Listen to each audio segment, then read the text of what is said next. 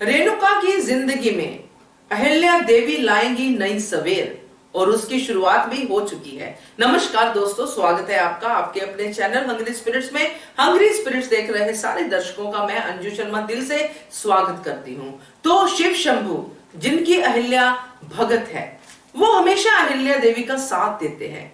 यहाँ पे ये बात भी सिद्ध हो गई दोस्तों कि ना सिर्फ अहिल्या देवी का बल्कि उनको जो अहिल्या देवी को सही लगता है उनका भी साथ देते हैं, क्योंकि वो सबके लिए एक जैसा ही सोचते हैं। इसीलिए उनको भगवान कहते हैं, क्योंकि उनकी नजरों में राजा रंग सब एक समान है। और ऐसी थॉट जो है अहिल्या देवी की है। इसीलिए जब रेणुका मुसीबत में होती है तो जहां अहिल्या देवी नहीं पहुंच पाती वहां पे शिव शंभू पहुंच के उसकी जान भी बचाते हैं और उसकी जिंदगी में एक नई किरण भी लेके आते हैं। और इस किरण का जो सीधा सीधा प्रकाश है वो अहिल्या देवी देख पा रही है। चलिए इस पे चर्चा करते हैं, मगर पहले वही गुजारिश, जिन्होंने अभी तक चैनल को सब्सक्राइब नहीं किया है कृपया कर लीजिए। साथ में दोस्तों बेल आइकन दबाइएगा ताकि आपको हमारे वीडियोस के नोटिफिकेशन मिलते रहें।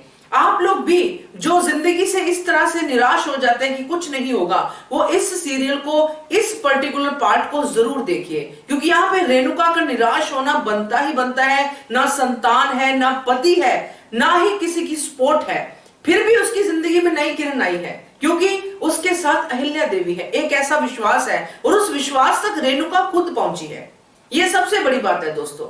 आप किसी ऐसे को अप्रोच करो जिससे आपका मनोबल बढ़े, और इसीलिए आगे जो भी हुआ वो हमने देखा और वो कितना अच्छा हुआ। एक ऐसा बच्चा, भोला नाम का बच्चा उसकी जिंदगी में आया जो आगे उसकी जिंदगी में रहेगा, क्योंकि अहिल्या देवी ये बात समझ गई है कि एक माँ के बिना का बच्चा है, एक माँ है जिसके पास बच्चा नहीं है, और एक कानून उन्होंने बनाना है जिसमें स्त्रियों के इस हक की बात हो, जो जिसमें विधवा होने के बाद उनके पास कुछ भी नहीं रहता है। कितनी बड़ी ट्रेजेडी थी उस समय की दोस्तों, जिस टाइम पे अहिल्या देवी ने ये कानून बनवाया था।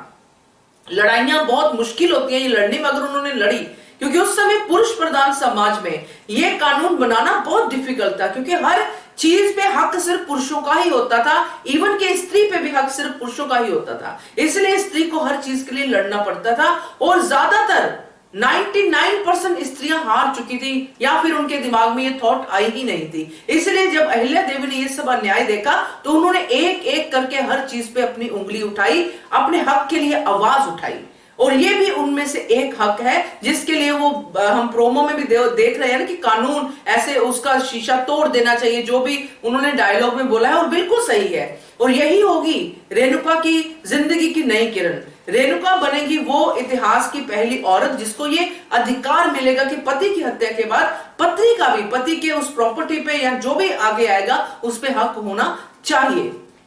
और कैलाश का जो होगा वो सो होगा, वो हम देखेंगे, क्योंकि वो तो सरेआम मतलब अजीब ही निकला है और अपने आप पे वो गुमान करता है कि मैं तो जो हूं सो हूं, मगर साबित कैसे करोगे? वो तो जो होगा आगे देखेंगे। मगर फिलहाल खुशी होती है देख के कि जब कोई अच्छा करता है तो भगवान उसको अच्छा रिवॉर्ड देते ही देते हैं, जैसे कि रेणुका को मिल रहा है। और ये आगे देखेंगे कैसे एक बच्चा और एक माँ मिलते हैं। मुझे तो बहुत अच्छा लगा, आपको भी अच्छा लगा होगा आई एम श्योर, क्योंकि आप लोग जितने भी लोग मेरे वीडियो को देखते हैं आप सब इमोशनल हैं, जानते हैं कदर इन सब इमोशंस की, इन सब चीजों की जो एक माँ के अंदर होती है, बच्चे के अंदर होती है। कोई भी हो इस चीज से वंचित नहीं है, इस प्यार से वंचित नहीं है। तो आपको कैसा लगा ये सीन, ये हक, ये नई किरण जो आने वाली है, इसके बारे में आपका क्या विचार है? कमेंट करके बताइएगा। देखते रहिए channel hungry spirits. Thank you so much. Subscribe to our channel by clicking the subscribe button. Click the bell button and enjoy the latest uploads from our channel.